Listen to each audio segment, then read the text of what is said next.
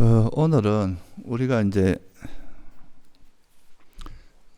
살아가다 보면 기본적으로 이제 자의식이라고 하죠. 자기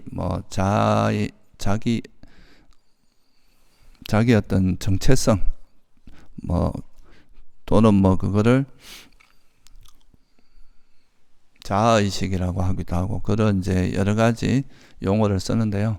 그런 자의식이라는 것이 이렇게 살아가다 보면 분명히 그런 것이 이제 필요한 거고, 또 그런 부분이 또 부정할 수 없는 부분은 있는데, 근데 또 불교에서 무아라고 이제 이야기를 하고 있잖아요, 그죠?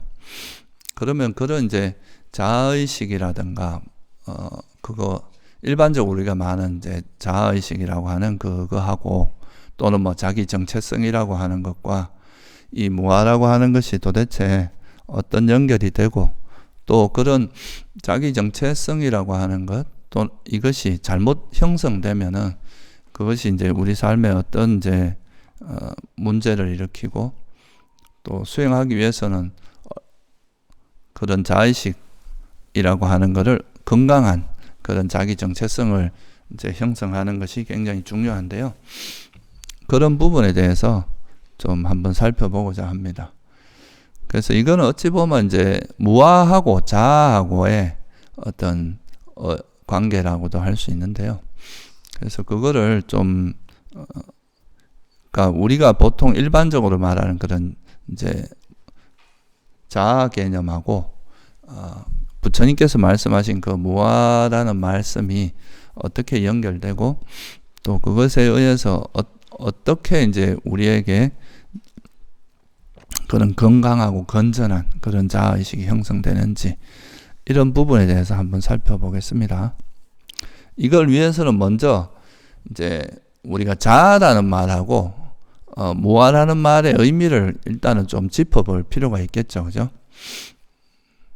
그러니까 이제 이게 빨리어에서 보면 아따, 그러니까 이건 산스크리트에서는 아트마이라고 하는데요. 아따라는 거하고 안아트만, 그 두 가지 용어를 대비하고 있는데, 부처님께서 이제 무아라는 가르침, 진리를 설하실 때는 그 자아라는 그런 개념이 이제 인도 당시에 있었기 때문에, 그 자아를 이야기하는 그런 가르침들이 있었기 때문에, 그때 당시에 이야기하는 그런 너가 말하는 그런 자아라는 것은 없다.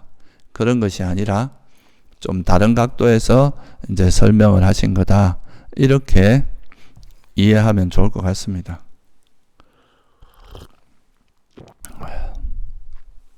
그래서 먼저 자아라는 개념을 좀 살펴보고, 그 자아에 대한 어떤 그 문제점으로 무아라는 거를, 자아와 무아에 대한 개념을 좀 이해한 다음에, 그런데 이제 그 부처님께서 이제 무아의 가르침을 말씀하셨는데, 이 무아를 통해서 어떻게 또 우리 나가 없다 그러면 도대체 이제 자기 정체성이라고 할 수 있는, 사람마다 약간 성격도 다르고 생김새도 다르고 다 이제 살아온 배경도 다르고 다 다른데, 그런 거는 또 어떻게 그러면 형성이 되고, 그것이 형성되는 거에서 왜 부처님께서 그런 무아의 가르침을 설했고, 자아라는 그런 가르침을 가졌을 때 그것이 또 우리 의식에 어떤 영향을 미치는지, 이런 것들이 좀 중요한 부분이라고 할 수 있습니다. 그래서 먼저 자아, 그러니까 아따 또는 아트마이라고 하는 자아는 일단 기본적으로 이제 우리가 살아가면서 내가 행동을 하거나 말을 하거나 무슨 행위를 할 때, 그 행위 이면에 우리 어떤 행위의 이면에 이 행위를 주도하고 있는 뭐가 있다고 생각하는 것이 일반적인 마음이겠죠, 그죠? 그러니까 사람들이 대부분은 이제 생각을 할 때, 내가 이제 말을 하거나 걸어가거나 생각하거나 하는 이거를 뭔가 주도하는 뭐가 있다고 생각하는 그런 개념들이 있었던 거죠. 그런 마음들이 있어서, 그래서 이제 그거를 인도 당시에 그때는 브라만교죠. 힌두교는 좀 더 후대에 생긴 거니까. 그런 데서는 그 자아가 있다고 본 거죠. 우리가 이렇게 겉으로 물질이나 어떤 마음이 움직이는 건 이거는 좀 이것과 다르게 이 뒤에서 이면에서 우리 존재의 어떤 본질인 자아가 있다라고 이야기를 했고, 그래서 이 자아라는 거는 독립적이다. 그러니까 영어로 말하면 인디펜던트하다 이거예요. 서로가 어떤 다른 거에 영향을 받는 것이 아니라 자기 홀로 독립적으로 존재하는 것이고, 이것이 또 우리 몸이라든가 정신을 지배하는, 정신을 주도하는 어떤 이면에 있는 뭔가 실체로서 이렇게 이제 설명을 한 겁니다. 그래서 이 자아라는 개념을 한마디로 말하면 이제 항상 머물면서 우리 삶을 주도하는 주재하는 그런 것으로 이제 생각을 한 거죠. 그래서 이런 개념은 서양에서도 그렇고 이제 일반적인 종교에서는 다 그런 영혼, 자아, 진화 이런 말이 좀 다르긴 해도 영혼이라든가 자아라든가 이런 개념은 항상 있었습니다. 그래서 이제 그런 개념으로서 우리 삶의 이면에서 우리 삶을 이끌어가고 주재하는 그런 주체로서의 자아를 항상 이렇게 생각하고, 이거는 죽지 않는다. 영원히 머물고 우리 몸이 죽고 이렇다 하더라도 이 자아라는 것은 그대로 남아서 이것이 계속 이제 힌두교 같으면 이게 윤회를 한다. 이렇게 보는 거고, 또 기독교 같은 경우도 죽어서 이 영혼이 어떤 천국에 태어나거나 지옥에 가서 영원히 고통받는다. 약간 이런 개념으로 설명을 하신 거죠. 이런 개념으로 이제 이야기를 하고 있죠. 그래서 그게 이제 일반적인 자아라는 거의 개념입니다. 그래서 이건 일단은 영원해야 돼요. 이것이 사라지는 개념이 아니라 뭐가 왔다 갔다 하는 이런 개념이라 그러면 이걸 이제 자아라고 할 수 없다. 일단 영원하고 그것이 우리 삶을 주도하는 역할을 한다. 그런 점을 좀 이해해야 될 것 같고요. 그런데 이제 이 자아라는 거에서 사람들이 그냥 자아라는 거에 대해서도 여러 가지로 이야기합니다. 이 자아가 몸이 있느냐 없느냐. 죽을 때 내가 예를 들면 영혼이 이 현재 내 모습을 그대로 요 모양을 그대로 가지고 가느냐.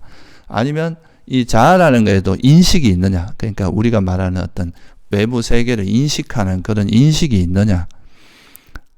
이런 것들에 대해서 있다고, 이제 물질이 있다, 물질이 없다, 인식이 있다, 없다, 이런 식의 주장들이 굉장히 다양한 주장들이 있습니다. 이런 것들에 대해서 관심이 있는 분들은 이게 이제 다 어떤 그릇된 견해에 해당한다고 이런 다양한 형태를 이제 설명해 놓은 것이 견해 거물경이라고 하는 거 이제 띠가니까에 보면은 우리가 보통 법만경으로 알고 있는데 그 경을 이제 참고하시면 거기 보면 사람들이 이 자아라는 개념을 어떤 식으로 이제 생각하고 있는지에 대해서 좀 자세히 나오니까 그런 것을 이제 한번 참고하시면 될 것 같고요. 그리고 이제 이런 자아라는 개념이 이제 그때 당시에 있었는데 부처님께서 보시기에는 이렇게 우리 물질이나 정신, 그러니까 이런 현상계 이면에 숨어서 존재 이면에서 뭔가 우리 삶을 주도하고 주재하는 것은 없다라는 걸 발견하신 거죠.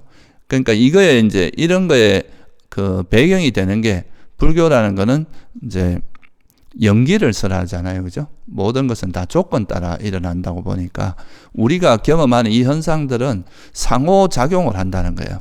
그러니까 어떤 서로가 영향을 주는 것이지 의지한다. 만약에 뭔가 독립적으로 존재하는 게 있다면 이건 의지한다는 표현을 안 쓰잖아요. 그죠? 내가 외부가 무슨 일을 해도 이 자아라고 하는 것은 깨질 수가 없어요. 깨지면 자아가 아닌 거죠. 그죠? 그 상태가 영원히 지속돼야 되는데, 근데 이제 무아라는 의미는 이런 것들이 이제 어떤 현상들이나 존재도 그렇고 홀로 독립적으로 존재하는 게 아니라 우리가 아무리 존재가 위대하다 해도 예를 들어서 이 지구가 예를 들어서 파괴되거나 이러면 여기서 살 수 있는 방법은 없잖아요. 그러니까 그하고 또 병에 안 걸릴 수 있는 방법도 없고 죽지 않을 수 없는 방법도 없죠. 그러니까 이런 물질계의 변화에 따라서 우리가 영향을 받을 수밖에 없다. 그래서 이 세상에 있는 모든 것들은 그렇게 서로 영향을 주고받는 거지 독립적으로 존재하는 건 없다. 그래서 모든 현상들은 다 조건을 의지해서 일어나고 그것이 사라지고 하는 그런 과정을 거친다. 이거를 이제 체계적으로 설한 가르침을 우리가 불교에서 연기라고 하죠. 그죠? 조건 발생이다. 그래서 이 조건 따라 생긴 것들을 조건에 의해서 형성된 거는 만들어진 거니까 이게 또 조건이 바뀔 수밖에 없다. 그래서 여기에는 내 것이라고 할 만한 것도 없다. 이걸 아무리 내가 뭐 현재 내가 이 컵을 갖고 있다 해서 이걸 내 것이라고 한다고 해서 이게 내게 되는 게 아니잖아요. 그죠? 일시적으로 내가 이제 쓰고 있는 거라고 볼 수 있지. 그리고 또 이것을 나라고 할 만한 것도 없고 이것이 나의 자아다. 이게 바로 내 삶을 주도하는 거다라고 할 만한 것도 없다. 그래서 이제 이 세상에서 그런 영원불멸한 영원히 변치 않으면서 우리 삶을 주재하는 그런 자아라는 것은 없다라는 것을 설명한 것이 바로 무아의 가르침입니다. 그래서 이제 항상 존재하면서 우리 삶을 주재하는 그런 건 없다. 이거에 대해서 이제 체계적으로 설한 가르침이 바로 무아의 특성경이라는 경이에요. 거기 보면 이제 뭐라고 나오느냐 하면 비구들이여 물질은 무아다. 왜 무아냐? 그러니까 이게 이제 자아라는 의미를 잘 생각을 해보면 무아의 의미를 좀 더 이해하기가 쉽습니다. 자아라는 것은 영원하면서 우리 그 현상계를 지배하고 통제하고 제어할 수 있는 그런 주체로서 이제 자아라고 설하셨단 말이죠.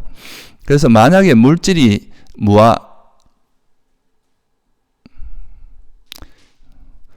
만약에 자아라면 물질 자체가 자아라고 한다면 어떻게 되겠어요?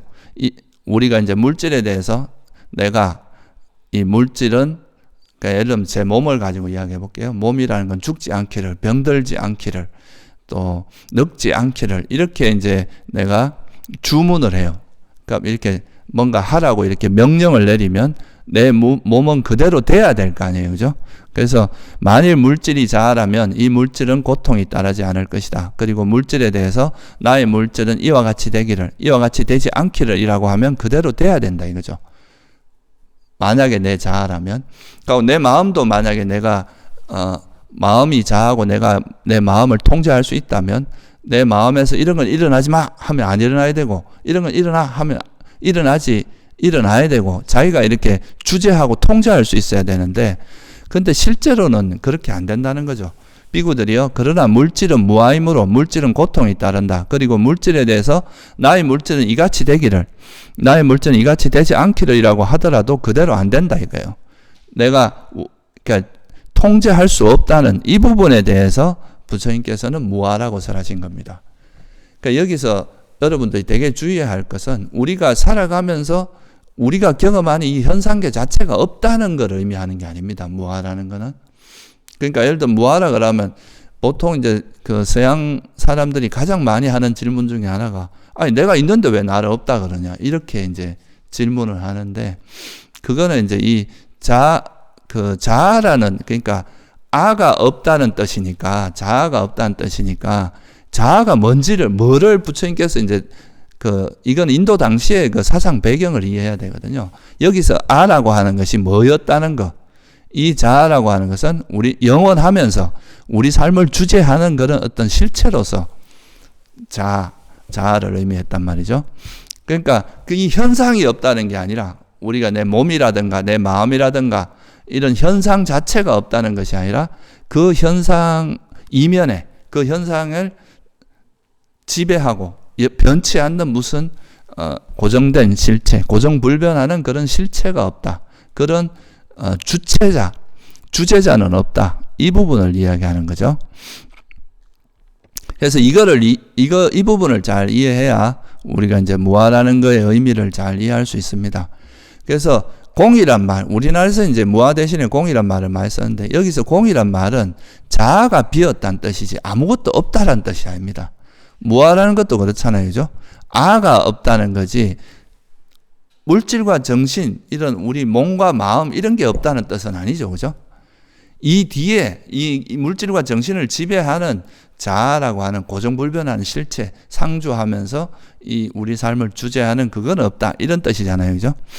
그래서 그 부분을 잘 이해하면 현상계 자체를 부정하는 게 아니라 이 현상계 자체를 이제 자아를 주장하는 쪽에서는 자아가 이 현상계를 주도한다고 보는 거고요. 이거를 지배하고 이 현상계를 자기가 이끌어 나간다. 이렇게 보는 거고, 부처님께서는 이런 자아라는 것, 뒤에서 숨어서 우리 삶을 주도하는 건 없다. 단지 이런 현상들이 상호작용하면서 서로 의지하면서 이렇게 변해가는 것이다. 이렇게 본 게 차이점입니다. 그래서 그런 식으로 설명이 된 거다. 그래서 이 현상 자체를 부정하는 게 아니라는 것을 여러분이 명확히 이해하셔야 돼요. 우리가 그 반야신경에도 조견 온 개공이라고 했지 그냥 공이라고 한 게 아니거든요. 다섯 무더기, 그러니까 물질과 정신 또는 물질과 느낌, 인식, 형성, 의식이라고 하는 이것에 뭔가 이것 자체에 고정하고 항상 변하지 않고 영원하고 변하지 않는 그런 실체가 없다. 주제한 주체가 없다는 것이지 다섯 무더기 자체를 부정한 게 아니라는 걸 알아야 됩니다. 그래서 이제 이 두 가지가 어떤 보통 일반적인 종교, 그러니까 이거 외에도 뭐 우리가 아예 이제 이 세상에 있는 것 자체는 그냥 뭐 생겼다가 사라지면 끝이지, 이게 다시 뭐 존재라는 건 죽으면 끝이다, 이렇게 보는 견해도 있지만 가장 일반적인 이제 종교에서 지배하는 건 자아와 무아, 그러니까 이 자아가 있다고 생각하는, 영혼이 있다고 생각하는 이런 것이 일반 종교의 대부분인 겁니다. 그래서 우리가 죽으면 천국 가고 뭐 극락에 가고 뭐 이런 게 다 이제 이런 자아의 개념이죠. 근데 이제 부처님께서는 그런 게 없다. 다 이 세상에 있는 건 다 조건 발생이니까 그냥 어떤 현상들이 조건 따라 변해갈 뿐이다. 이런 쪽으로 이제 설명을 하신 겁니다. 그런데 그렇다면은 이게 이제 그런 뭔가 우리 자의식이나 이런 게 없다면은 우리가 살아가면서 내가 뭐 예를 들어서 뭐 나는 좀 어떤 사람마다 가지고 있는 특색, 그런 개성들이 있는데 그런 거는 어떻게 나타나느냐? 그거는 사실 뭐 이제 존재의 그런 다양성이 어떻게 나타나냐, 그 존재마다 가지고 있는 약간 정체성 같은 것들이 있는데 그런 건 어떻게 나타나냐, 이거는 뭐 그렇게 어려운 이야기가 아닙니다. 이거는 이제 어찌 보면은 살아있는 존재에는 의식이 있고 그 의식이 일어나고 이제 조건에서 계속 변해가는데 이 변해가면서 이 의식이 그냥 무분별하게 일어나는 게 아니라 앞에 일어난 의식, 앞에 일어난 마음은 뒤에 일어나는 마음에 영향을 줍니다. 항상 영향을 주게 돼 있어요. 그래서 이 연결고리를 가지고 이어지기 때문에 예를 들어서 앞에서 항상 뭐 수학에 관심이 있고 수학만 하던 사람이 갑자기 태도를 바꿔가지고 완전히 다른 방향으로 가는 거는 어떤 큰 변화가 있지 않으면 잘 안 일어나잖아요. 우리가 의식이라고 하는 게 과거에 있었던 의식의 영향을 받아가면서 그거에 의해서 이렇게 이어져 가는 거지, 완전히 뭐 전혀 앞에 거하고 무관하게 뭐 갑자기 평지 돌출로 막 툭툭 튀어나오는 그런 게 아니다는 거죠. 그래서 이 세상에 있는 건 다 조건에 의해서 일어난다는 말은 앞에 일어났던 거, 그러고 내가 만나는 이런 현상들이 다 조건이 돼가지고 그런 조건에 영향을 받으면서 가기 때문에 이것이 그 나름대로 일관성 있는 흐름이 있다는 거예요. 그런 일관성이 너무 없어진 사람은 우리가 뭐라 그럽니까? 좀 정신적으로 약간 문제가 있다. 조현병이라고 하잖아요. 뭔가 일관성이 없으면서 생각이 막 이래 튀다 저래 튀다 막 다양한 형태로 나타나. 근데 보통 정상적인 사람 같은 경우는 그런 어느 정도 하나의 정체성을 가지고 이렇게 변화된다는 거죠. 그래서 이런 마음들이 그냥 이래 변화를 하면서 그냥 변화하는 게 아니라, 여러분은 항상 자기가 과거에 일어났던 게 영향을 받는 그 메커니즘이 뭐에 영향을 받아서 그렇게 했어요? 결국은 기억에 영향을 받는다는 거죠. 그죠?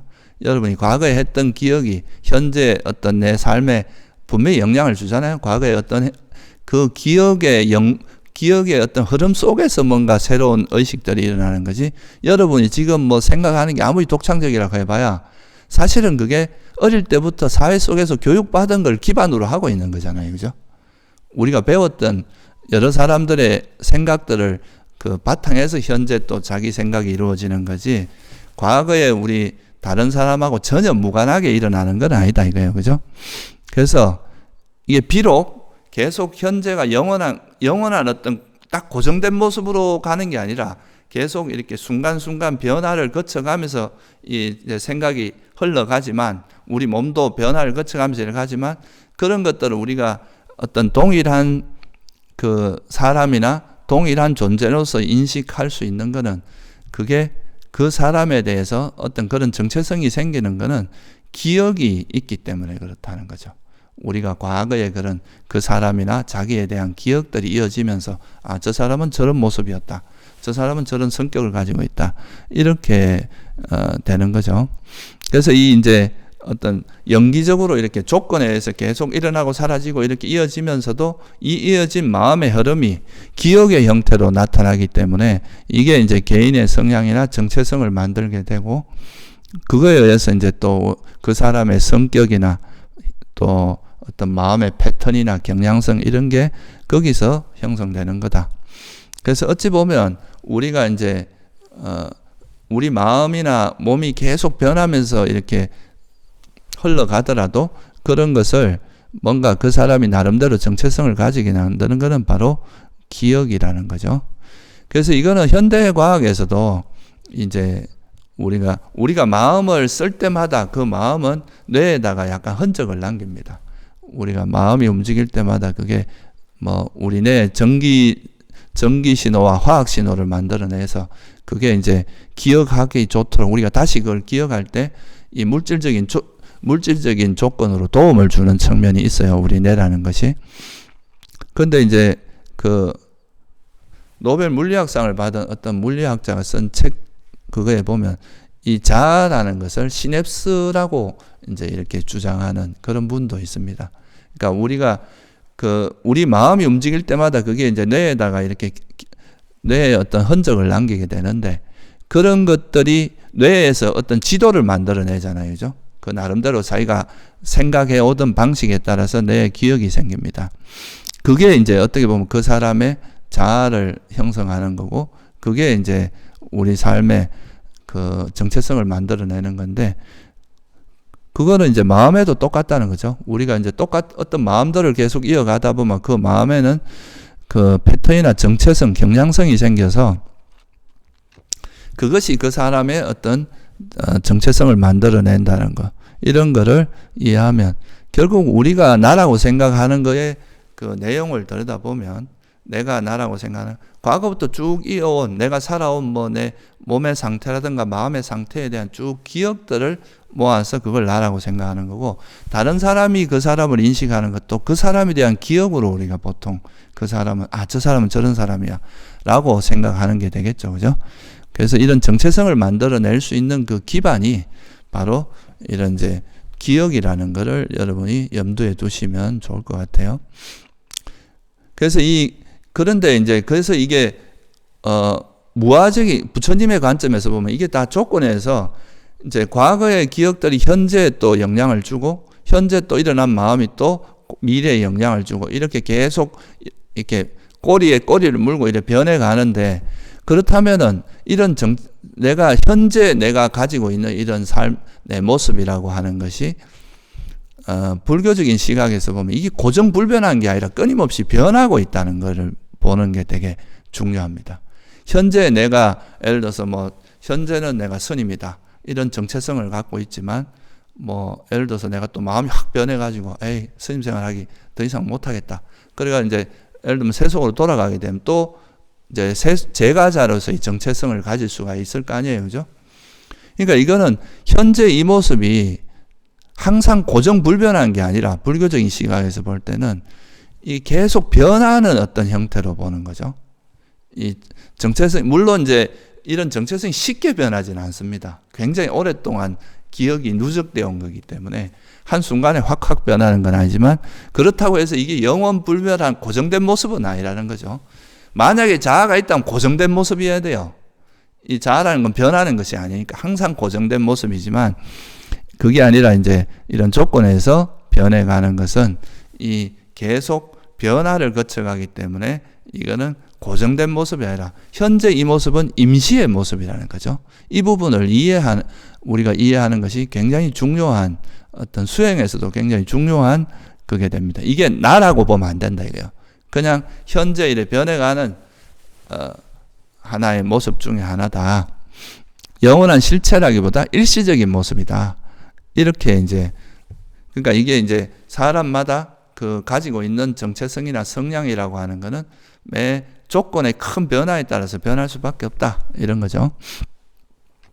그래서 일반적으로는 사람들이 이런 무아의 진리를 잘 모르기 때문에 이런 우리가 이제 영기라든가 무아 이런 거에 대한 이런 진리를 일반적으로는 잘 모르기 때문에 대부분은 자의식이 다 있습니다.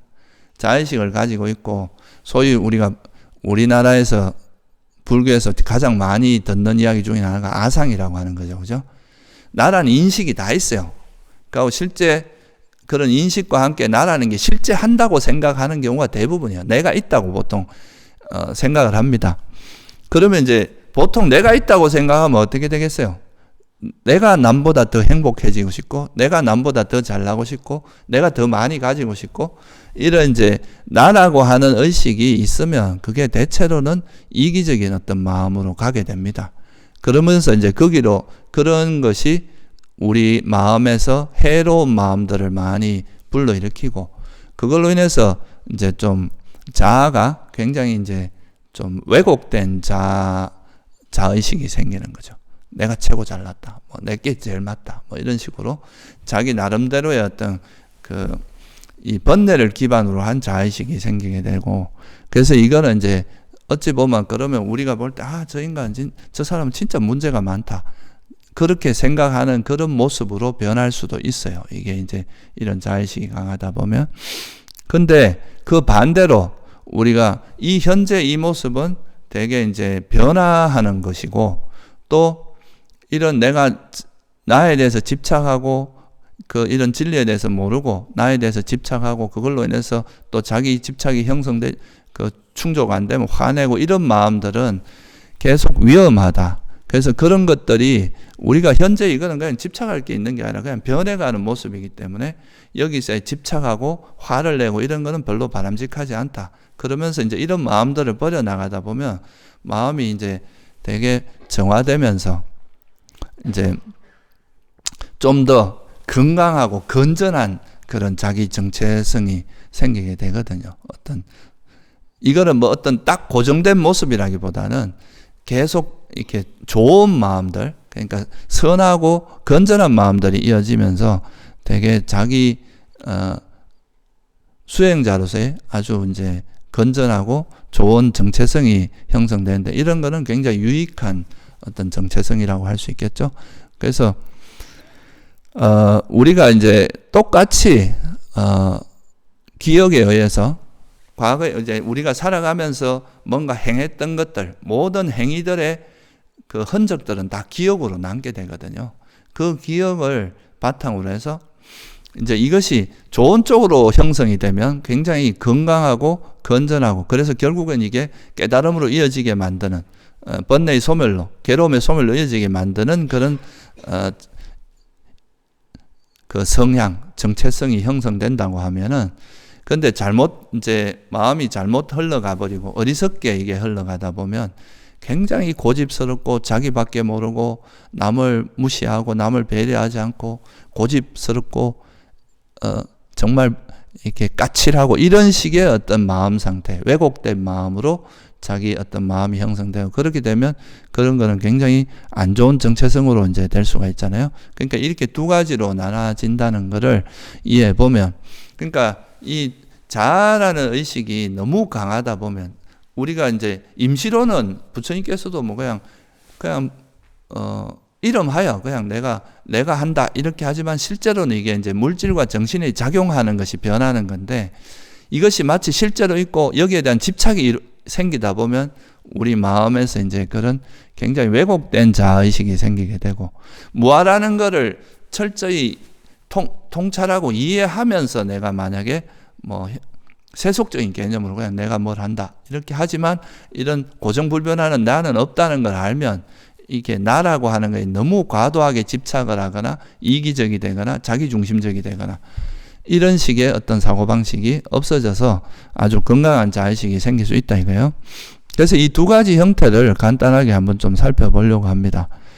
그러니까 우리가 좀 꼬여있는 왜곡된 그러니까 그런 자의식이 있는가 하면 되게 이제 건강하고 이것이 괴로움의 소멸로 인도하는 되게 바람직한 그런 자의식이 형성이 될 수 있는데 이게 이런 걸 나누는 이제 가장 주된 어떤 차이점이 그러니까 우리가 이 세상에 있는 게 다 조건 따라 생긴 거니까 고정불변하는 나가 없다고 보는 거하고 그런 고정불변하는 나가 있다고 보는 그러니까 이 두 가지 어떤 관점의 차이에 따라서 굉장히 큰 차이가 생긴다는 거죠.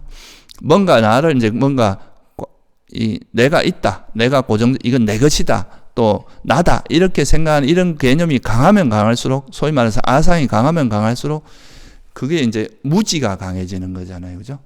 그러면 이제 나라는 견해도 강해지고 그걸로 인해서 내 것을 가지려고 하고 내가 뭘 하니 이런 이기적인 욕망도 강해지고 내 견해, 내 거 이런 게 있으니까 내 견해도 엄청 강해지고 자만도 강해지고 이러면서 이런 것들이 이제 우리 마음을 계속 꼬이게 만들고 또 왜곡되게 만들고 또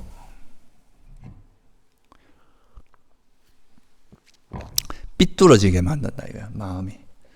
그래서 자기만 고통스럽게 하는 게 아니라 타인에게도 고통을 주고 타인도 불편하게 만드는 이런 방향으로 흘러갈 수 있게 되겠죠. 그래서 먼저 그 왜곡된 자기 정체성 또는 이제 자아의식 이런 거에 대해서 좀 살펴보면 이거의 이제 기본은 아까도 말씀드렸듯이 우리가 이제 부처님께서 이 무아를 되게 강조하신 이유가 나라는 자아의식이 있으면 보통 이게 어떤 쪽으로 여기에 자아의식이 그냥 임시로 그냥 내가 나라고 말한다 이렇게 그냥 나라는 이제 나라고 부를 뿐이지 나라고 하는 실체가 없다는 걸 분명히 아는 사람은 그렇지 않은데 보통 이제 나라고 자꾸 내세우다 보면 항상 이 이기적이고 그러니까 자기중심적인 어떤 생각으로 흘러가게 되어 있습니다. 여기에 욕심이 달라붙는 거죠. 그러다 보면 내가 제일 행복해야 되고 내가 잘나야 되고 내가 더 많이 가져야 되고 내가 더 환대받아야 되고 내가 더 남에게 인정받아야 되고 이런 쪽으로 흘러가게 되기 때문에 그래서 이제 이런 왜곡된 자아 정체성이 형성되는데 가장 큰 거는 이 내가 나를 이렇게 집착하는 자기에 대해서 너무 과도하게 집착하는 나라는 존재를 실제하는 것처럼 생각하고 이 속에 뭔가 자아나 내가 있다고 생각하는 이런 인식이 가장 대표적이다. 그래서 우리가 부처님께서도 무아의 특성경에서 이제 그런 걸 되게 강조한 이유가 우리 존재라고 하는 건 그러니까 조건에서 형성된 거기 때문에 이걸 고정된 무슨 실체가 없고 계속 변하는 걸로 보면 이제 괜찮은데 그렇지 않고 이걸 자꾸 그렇게 보는 걸로 인해서 모든 번뇌가 생긴다 이렇게 보는 거죠. 그래서 나라고 하는 인식이 있으면 그게 나에 대한 가래로 이어지겠죠. 그러면 이게 아까 말했듯이 내가 있다라는 견해로 이제 딱 붙들게 되고 악견이라고 하는 것이 생기고 그러면 또 내가 내 것이고 이건 내 견해고 이런 집착이 생기니까 그 집착이 충족되지 않으면 예를 들어서 내가 잘났고 나는 특별 대접을 받아야 되고 내가 남에게 환대를 받아야 되고 이런데 누가 나한테 약간 무시하면 거기에 대해서 당장 화가 나고 이제 분노로서 대처를 하는 거죠.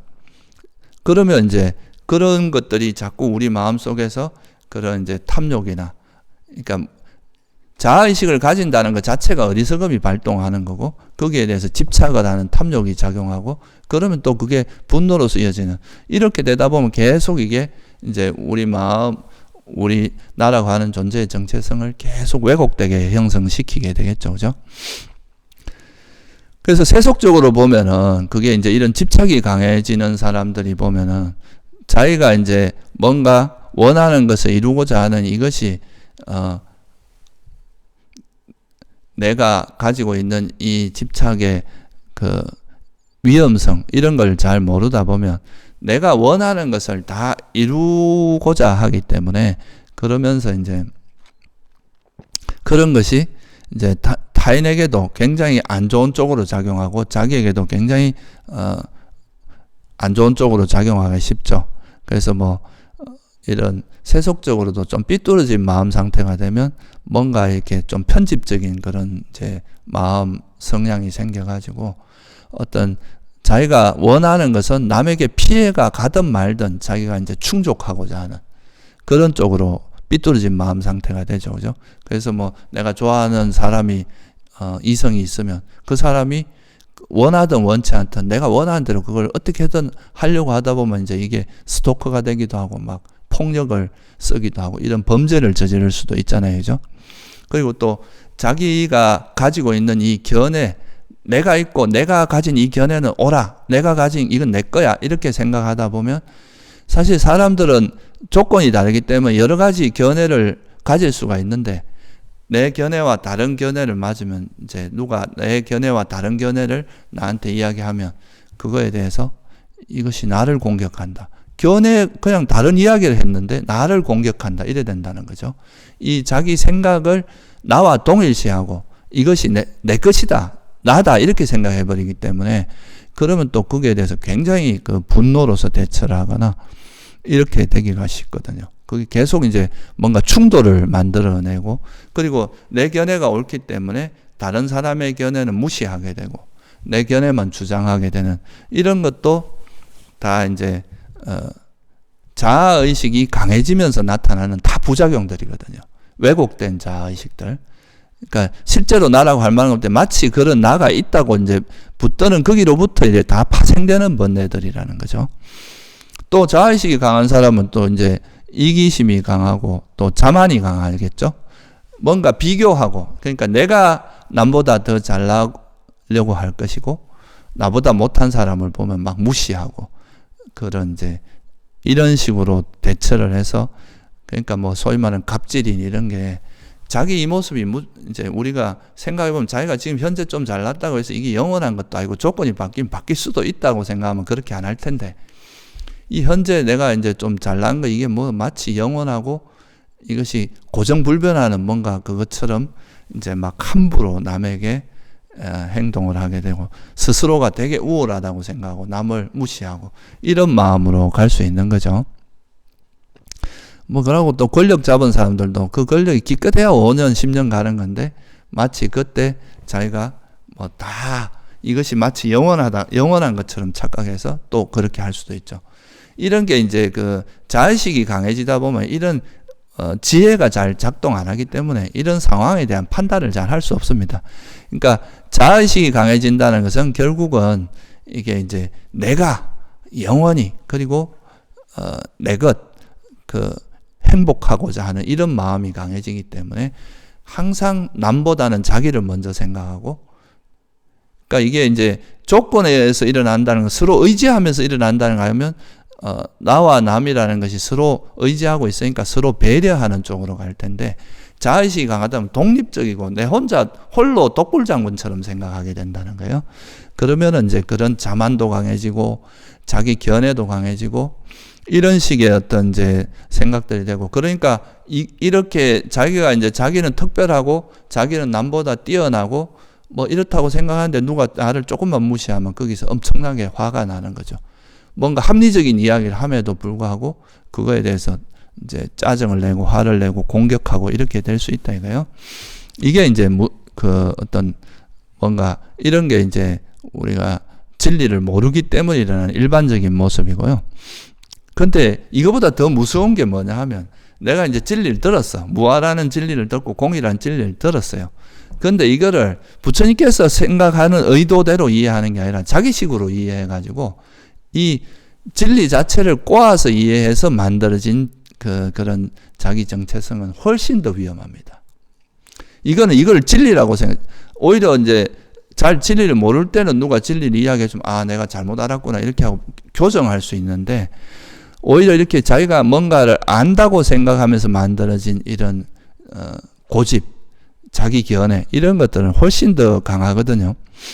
예를 들어서 우리가 아까도 말했지만 이제 무와 공 이런 말은 사실 거의 같은 말인데 이 공이란 말을 잘못하면 일체가 다 비었다. 이 공이라는 것이 어떻게 보면 그 삶을 주도하는 주체가 없다는 거지, 이 현상 자체가 가지고 있는 유익함이나 해로움 이런 거를 부정하는 말이 아니거든요. 그렇잖아요, 그죠? 여러분들이 살면서 내가 남을 해치고 남에게 이제 고통을 주고 이런 것은 해롭다는 것은 보편적으로 대부분 아는 사실이고, 또 남에게 이익을 주고 남을 배려하고 남을 존중하고 이런 건 유익하다는 건 대체로 하는데, 공이라고 해서 이런 개념 자체가 없어진다는 뜻은 아니잖아요, 그죠?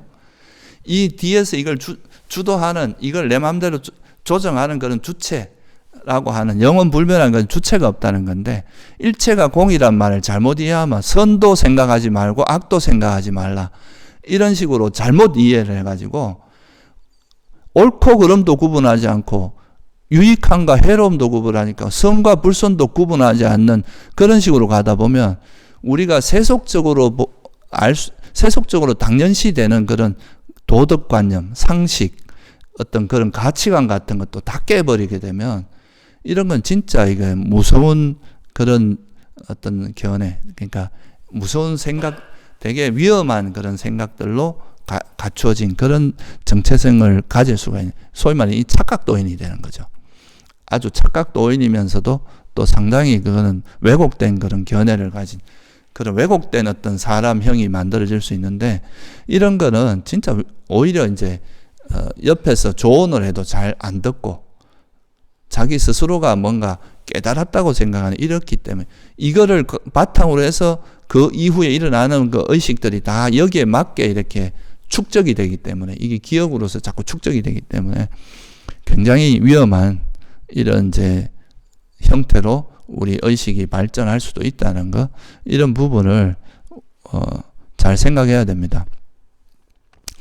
그래서 사실 이게 이제 그 심리학 같은 데서도 우리가 수행을 하는데 자아의식이 이제 좀 건강한 자아의식이 좀 약하고 자기 오히려 이렇게 자아의식이 좀 뚜렷한 사람들은 자기의 어떤 문제를 깨고 이렇게 좀 나올 수가 있는데, 그게 아니라 이제 되게 스스로에 대한 의지도 약하고 다른 사람의 말에 영향을 많이 받고 이런 사람들 같은 경우에 오히려 이제 자의식이 건강하게 잘 형성이 안 됐고, 이런 사람들이 무아의 가르침이나 이런 공의 가르침을 들었을 때 이거에 사실 부작용도 되게 많거든요.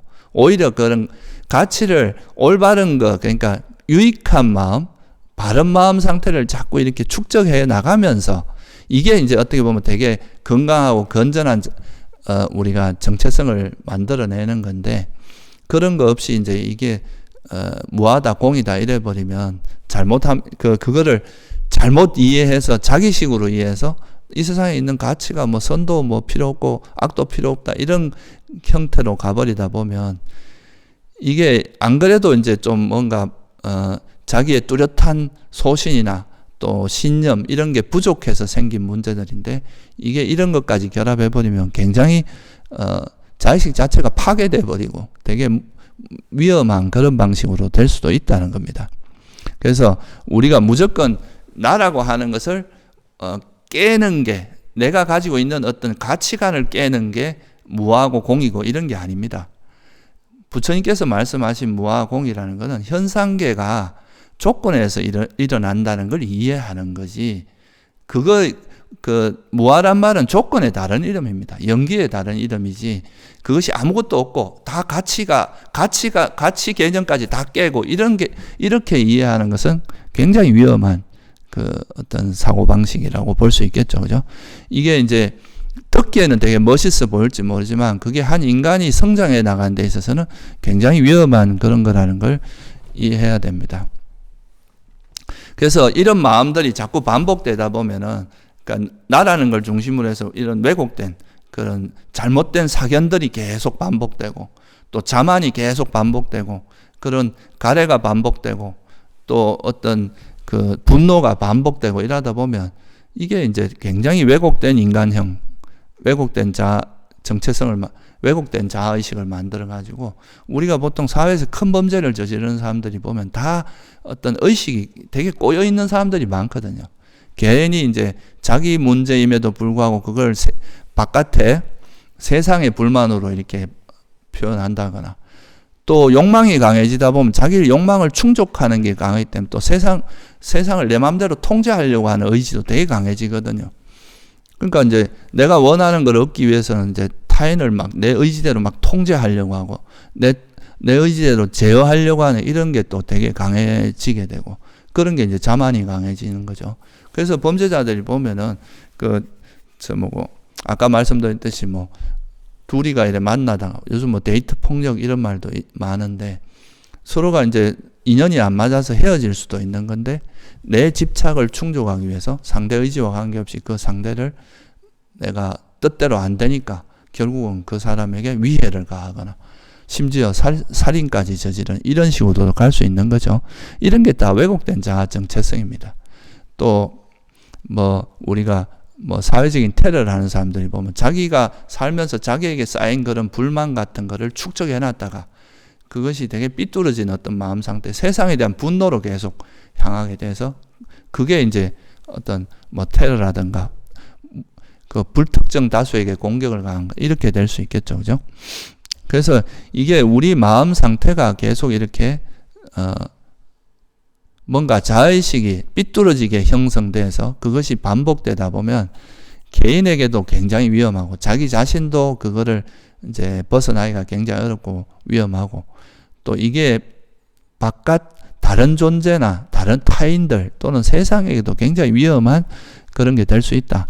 그래서 이런 그 해로운 왜곡된 그런 자기 정체성을 만들어내는 가장 결정적인 그 원인이 뭐냐? 이 사실 여기에 이 속에는 내가 있다고 생각하는, 이것이 나라고 생각하는 그런 어떤 그 어리석음이 가장 뿌리 깊게 박혀 있는 거라고 볼 수 있는 거죠. 그래서 이게 이제 소위 말해서 나라고 하는 인식, 내가 있다고 생각하는 인식, 이게 있으니까 내 것이라는 것도 생기고 나라는 것도 생겨, 나의 자아라는 것, 내 견해, 이런 것들이 이제 강해지면서 그게 이런 다양한 탐욕들, 가래를 불러일으키고 이게 또 나중에 분노를 불러일으켜서 이런 이제 해로운 법들이 이제 파생되어 나가면서 이런 것들이 우리 삶을 자꾸 이제 꼬이게 만들고, 그런 꼬여진 마음이 자꾸 축적되면서 기억되면 그게 그릇된 기억이 될 거 아니에요. 그죠? 이런 기억들이 이제 정착되다 보면 그게 왜곡된 자기 정체성이 형성된다. 이런 거를 좀 이해해야 됩니다. 그렇다면은 이런 걸 벗어나는 방법, 이거에서 벗어나서 좀 건강한 자아 정체성을, 자기 정체성, 자의식을 만들어내는 거는 뭐냐?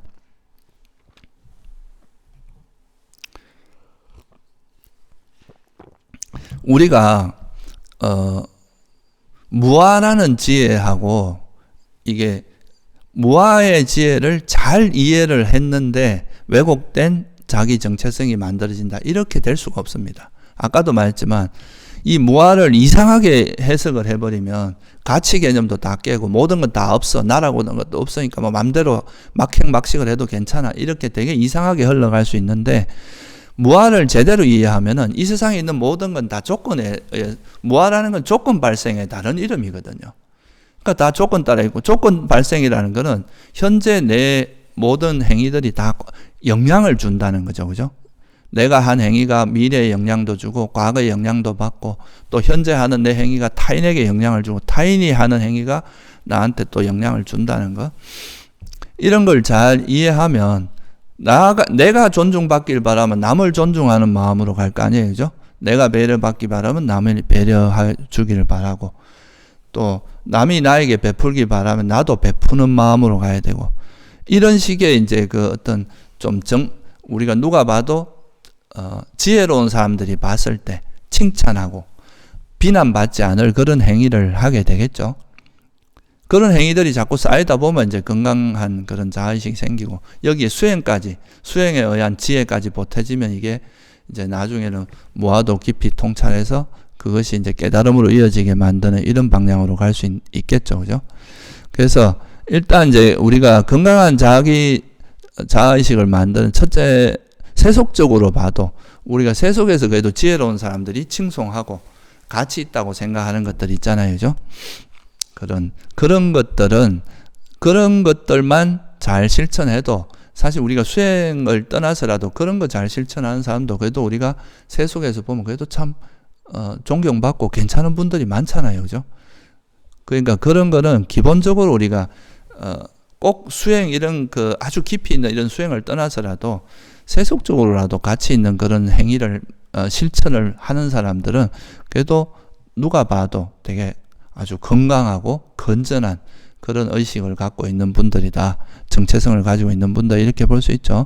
그래서 뭐 타인에 대해서 존중하고 배려한다거나 사랑을 베푼다거나 또 뭐 자기가 가진 걸 기부하면서 가난한 사람들에게 도와준다거나 또 나름대로 도덕적인 삶을 살고 봉사하고 또 지혜가 있고 균형감을 가지고 있고 이런 사람들은 보면은 그래도 우리가 세속적으로 봐도 상당히 건전하고 그런 사람들이다.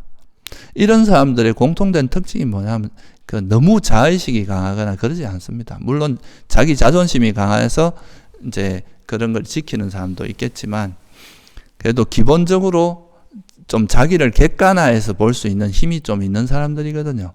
그러니까 자기의 현재 모습을 계속 변화하려고 하고 현재 모습에 안주하지 않고 계속 더 발전하려고 하는 이런 게 뭐 그분들이 잘 모른다 하더라도 현재 이 모습이 변하지 않는 실체로 인정하지 않고 뭔가 계속 변화해서 이제 성장하려고 하고 이런 마음들이 있으니까 이렇게 되는 거 알겠어요? 그죠? 그래서 그런 것도 우리가 이제 기본은 될 수 있습니다. 그런 것이 오히려 어떻게 보면 수행을 왜곡되게 하는 것보다는 더 나을 수도 있어요.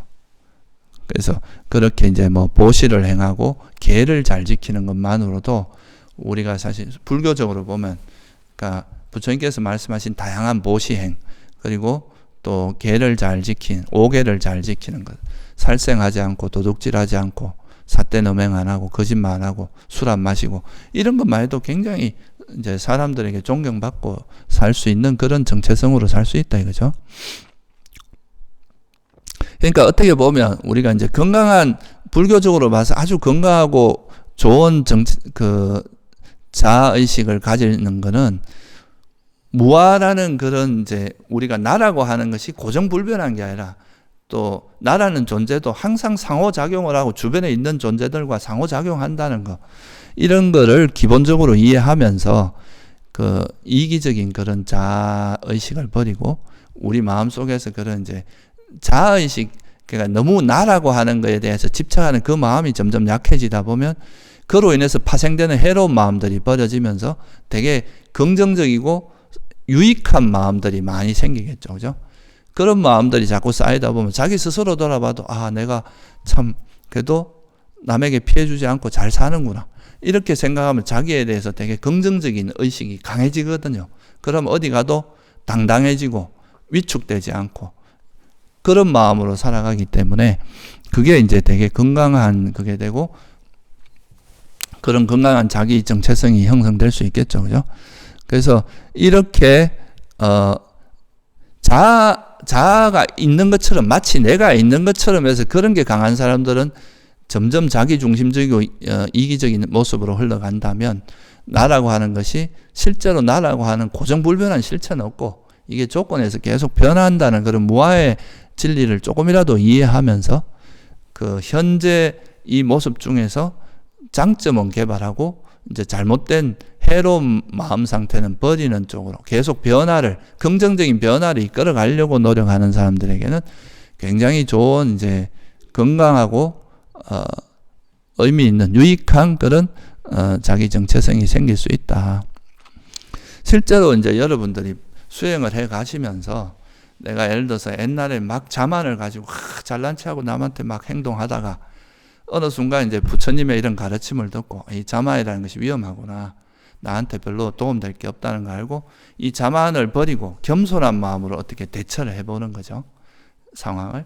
그러면 이 두 가지가 이제 하나는 자만이 있는 마음과 하나는 자만이 없는 마음 상태를 본인이 실제로 경험해보면 이 자만을 가지고 행했을 때와 자만을 가지지 않고 자만이 없이 겸손한 마음으로 행했을 때와 차이점을 분명히 자기가 감지하게 되거든요. 아, 이게 자만이 있을 때 없을 때 마음이 이렇게 차이가 나는구나. 자만을 가지고 하는 것들이 정말 이게 내 마음을 삐뚤어지게 했구나. 이 자만이 없는 마음이 진짜 바른 마음이고 나한테 굉장히 유익한 마음이구나. 이렇게 이제 체험이 되면은 저절로 이거를 그러니까 자만을 버리고 이제 자만이 없는 겸손한 마음으로 흘러가게 되겠죠. 그죠? 또 내가 막 사람을 화를 막 내면서 까칠하게 대하고 막 화내고 이렇게 대할 때의 인간관계하고 자애심을 가지고 이 사람이 정말 행복하기를 바라고 고통받지 않기를 바라는 이런 마음으로 이제 인간관계를 했을 때, 그러니까 이 성냄이 있을 때 마음과 없을 때 마음을 딱 자기가 이렇게 한번 실천을 해보고 이렇게 마음을 쓰다 보면 그때서야 이 성냄이 있는 마음이 삐뚤어진 마음이라는 걸 자기 스스로가 체감적으로 알게 됩니다. 그전에는 그냥 그런 좋은가 보다 이렇게 생각하지만 실제로 이제 자기가 그것이 있는 마음과 없는 마음을 두 가지가 비교군이 딱 생기면, 그러니까 맨날 이 세상에서 전부 다 이렇게 삐뚤어져 있는 자세로 앉아 있는 사람만 보다가 뭔가 이렇게 똑바로 앉아 있는 사람을 봤을 때 우리가 삐뚤어져 있구나 하는 거를 알 수 있는 것처럼 자기가 이제 항상 삐뚤어져 있는 상태로 있을 때는 잘 모르는데 그것이 삐뚤어지지 않은 바른 마음 상태를 한번 경험해 보면 내가 그때 마음이 참 왜곡돼 있었구나, 삐뚤어져 있었구나, 전도돼 있었구나 하는 걸 알 수 있잖아요. 그죠? 그러니까 이제 이런 게 바로 우리가 수행을 통해서 자기가 자기 모습을 자꾸 관찰하고 성찰하다 보면 탐욕이 있는 마음과 없는 마음의 차이가 이런 거구나. 내가 집착을 할 때 마음하고 집착이 놓아졌을 때 마음이 이렇게 차이가 나는구나. 이 관계 속에서 어떤 문제가 있고 나한테 어떤 이익이 있는지를 자기 몸소 체험하게 되는 거죠. 그러니까 내 견해를 막 고집하고 다른 견해를 무시하고 이렇게 할 때하고 다른 사람의 말을 잘 들어주고 존중하고 상대의 의견을 존중해주고 이럴 때 또 나타나는 자기 마음 상태, 이 두 가지를 비교를 해보면 이게 우리 마음이 이제 이런 해로운 마음, 탐진치로 바탕이 된 그런 마음은 정말 해롭고 삐뚤어져 있고 또 왜곡되어 있는 마음 상태고, 그것이 없는 마음이야말로 진정으로 바르고 이게 건강한 마음 상태구나.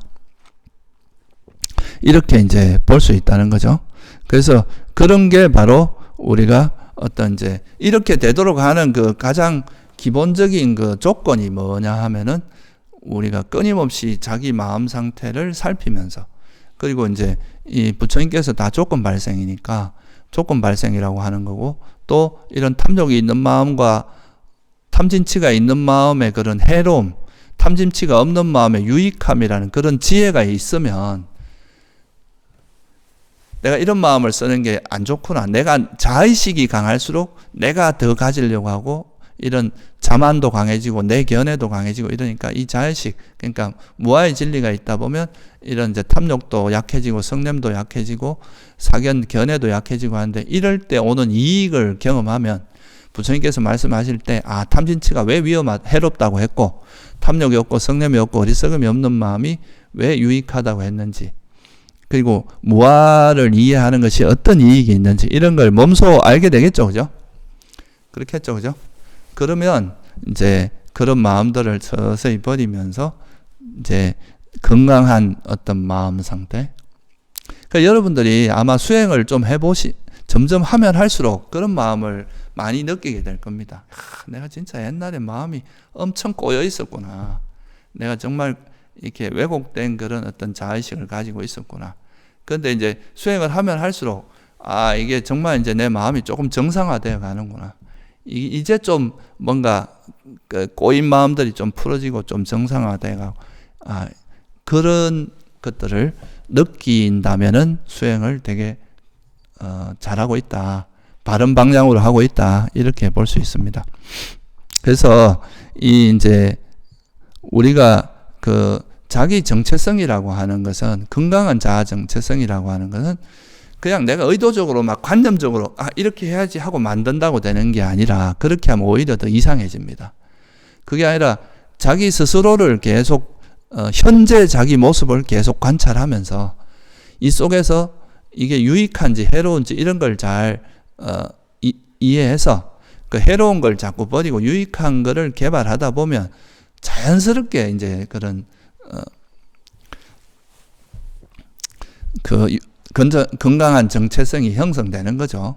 그게 아니라 뭔가 관념으로 뭔가 이렇게 이래야 돼라는 걸 해놓고 그다 자꾸 끼 맞추려고 하는 것도 일종의 욕심이거든요. 이게 자기 환상에다 자기를 끼 맞추려고 하는 거라서 이런 것도 오히려 자기를 또 왜곡시킬 수가 있어요. 자기 마음을.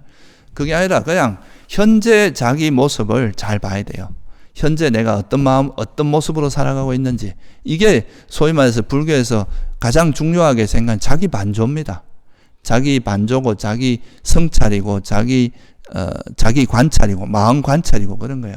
현재 내 모습이 어떤가를 보고 이것이 해로운 쪽으로, 그러니까 자의식이 또 막 자의식이 강하고 막 그런 왜곡된 모습으로 흘러가려고 하면 그걸 적시 알아차리고 멈추고 이런 노력들을 하다 보면 자연스럽게 그런 해로운 법이 버려지면 해로운 마음들이 버려지고 유익한 마음을 기반으로 한 기억들이 자꾸 바른 기억들이 형성되다 보면 저절로 아주 건강하고 참 존경할 만하고 아주 바람직한 그런 모습이 된다 이거예요. 그렇게 된 존재들을 우리가 깨달음이 수다원이고 사다함이고 이런 분들은 이제 그런 왜곡에서 거의 다 벗어난 분들이에요. 그러니까 마음이 이제 좀 제대로 된 거죠. 이 삐뚤어져 있던 마음들이 다 교정돼서 이제 바른 마음 상태가 된 분들이다 이거죠. 그렇게 완전하게 이제 그런 이제 자기 어떤 건강한 마음 상태를 완전히 회복한 존재가 어찌 보면은 아란이다 이렇게 볼 수 있습니다. 여기는 어떠한 우리 마음을 왜곡되게 하는 요소도 없고 이거는 뭐 어떻게 보면 내가 아란의 모습을 상정해 놓고 그다 나를 끼 맞추는 수행이 아니라 그죠? 이렇게 하는 거는 오히려 자기를 더 왜곡시킬 수 있습니다. 자기 수준도 안 되는데 억지로 자꾸 흉내내게 되고 자기한테 맞지 않는 자꾸 행동을 하게 되고 괜히 뭐 도인도 그 아라한도 아니면서 아라한처럼 행동할. 물론 그 우리가 닮아가는 것도 좋지만 이게 과도하면 오히려 사람을 왜곡시키거든요. 자기한테 맞지 않는 옷을 입기 때문에. 그게 아니라 현재 자기 모습을 잘 관찰하면서 거기서 자기 부족한 모습을 계속 털어내다 보면 이제 왜곡된 걸 털어내다 보면 자연스럽게 그런 자연스러운 모습이 형성된다. 그래서 보면 부처님 당시에도 그 깨달은 아라한들의 모습이 다 동일하지 않잖아요. 그죠? 다 똑같은 모습이 아니었단 말이에요. 사리불존자는 지혜제일이라고 하고 특징이 있단 말이에요. 각 스님들마다. 어떤 분들은 기억을 잘하고 어떤 분들은 또 설법을 잘하고 어떤 분은 계를 잘 지키고 어떤 분은 두타행을 잘하고 그러니까 그분의 특징이 다 있는데 그분들은 그냥 자기 마음속에 있는 그런 왜곡된 면을 다 없애고 그냥 그러니까 자기 고유의 특성이 드러나는 거죠. 고유의 세세생생 익혀온 건 자기 모습이 드러나는 거죠. 그게 이제 영원하지도 않고 그냥 그렇지만 그런 어떤 모습들이 드러나는 건데 그게 바로 자기 정체성이다. 이렇게 이야기할 수 있고 그건 또 고정불변하는 모습이 아니라 끊임없이 변하는 것이고 이것이 이제 어느 정도 이제 아란이 돼서 완전히 건강성을 회복하면 더 이상 내가 이게 뭔가를 계속 내가 존재하면서 뭔가를 하고 싶어 하는 마음들이 멈추기 때문에 윤회로부터 벗어나는 거죠. 근데 뭐 또 어떤 분들은 이거는 뭐 좀 여담이긴 한데 어떤 분들은 또 이런 말도 하기도 합니다. 이렇게 이제 아란이 무아를 완전히 터득해서 아란이 된 그런 마음 상태를 진화라고 한다. 뭐 이렇게 이제 좋게 해석을 하기도 해요. 진화라는 말을. 근데 이거는 사실 그렇게 해석할 수도 있지만 이 단어가 주는 뉘앙스가 그거보다 훨씬 더 많은 부작용을 일으킬 수 있기 때문에 그렇게 말하는 것은 조금은 무리가 있다. 그렇게 생각할 수 있습니다. 그래서 결론적으로 말해서 우리가 우리가 어차피 자의식은 가지고 살아갈 수밖에 없어요. 그죠? 사람들은 누구나 자기 자의식은 가지고 살아가는데 그것이 그냥 우리가 임시로 그냥 우리가 이름 붙인 지금 현재 그냥 내가 편의상 내가 뭘 한다 이렇게 말하지만 그것이 어떤 고정불변한 실체가 아니라 이건 조건에서 계속 변하는 것이다. 계속 어떤 변하는 것이라는 그런 무아에 대한 통찰이 있으면서 그렇게 하면 이게 큰 문제가 안 되고 또 그런 무아라는 것에 대한 지혜가 있으면 그 자의식이 너무 강해져서 이게 이기심이나 또 자기중심적인 사고 이런 쪽으로 흘러가지 않고 그 무아라는 건 또 연기의 다른 이름이니까 항상 나라는 존재를 이런 관계 속에서 어떤 상호작용 속에서 항상 생각하게 됩니다. 그러면 그런 것이 이제 집착도 더 버리게 만들고 또 집착이 없어지면 거기에 대한 화도 버리게 만들고 그렇기 때문에 이게 이제 해로운 마음들 그런 번뇌들이 점차 가라앉게 되고 그래서 이제 그게 건강한 마음 상태가 되고 해로운 마음은 버리고 유익한 마음으로 이제 가득한 그런 마음들이 이어지니까 이런 것들로 기억이 이제 바른 기억들이 계속 쌓이게 되고 지혜가 쌓이게 되고 이러니까 결국은 궁극적으로 이게 이제 모든 해로운 법이 소멸한 아라한이 될 수 있고요. 이런 거에서 가장 기본적인 거는 여러분이 계를 잘 지키고 또 항상 일상 속에서도 이제 보시와 계를 잘 실천하고 삼매와 지혜를 잘 닦지만 현재 자기 모습을 이제 항상 성찰하는 그러니까 자기 현재 모습을 알아차리고 현재 내가 제대로 가고 있는지 내 마음이 탐욕에 있는 마음인지 없는 마음인지 성냄이 있는지 없는지 어리석음이 있는지 이런 걸 계속 돌아보면서 그런 마음에 물들지 않도록 노력하는 것이 이제 이런 건강한 자기 자아의식 또는 자기 정체성을 만들어 가는데 되게 이게 사실 이게 기본이 돼야 이제 점점 지혜가 이제 개발돼서 나중에 궁극적으로 깨달음도 이룰 수 있고 그게 괴로움을 소멸할 수 있는 토대가 된다. 이렇게 볼 수 있습니다. 그래서 이 무아에 대한 통찰과 건강한 자아의식은 같이 간다는 거죠. 이게 따로 갈 수 있는 게 아니라 오히려 그런 무아를 잘 모르고 이런 진리를 잘 모르고 이 무아라는 건 사실 무상고 무아가 다 포함된 개념이라고 보시면 돼요. 무상하기 때문에 무상하고 괴로움이기 때문에 사실은 무아라고 이제 이야기하는 게 있잖아요. 그죠? 그래서 이 무아에 대한 이해를 바탕으로 하고 있으면 이게 이제 우리 마음을 되게 건강하게 만들어 가지고 이게 이제 나중에 그 깨달음으로 이어지게 하는 토대가 된다는 거 그거를 이제 잘 이해하시기 바랍니다. 그래서 오늘은 이 자아와 무아의 관계에 대해서 설명을 드렸는데요. 자아의식이 강할수록 고통이 크고 이 자아의식이 약해지고 그 무아, 연기, 무아 이거에 대한 이해가 깊을수록 괴로움은 적어지고 이제 마음도 건강해지고 건강한 쪽으로 간다는 거 이 부분을 다시 한번 이렇게 명심하면 좋을 것 같습니다. 예, 오늘은 여기 마칠게요.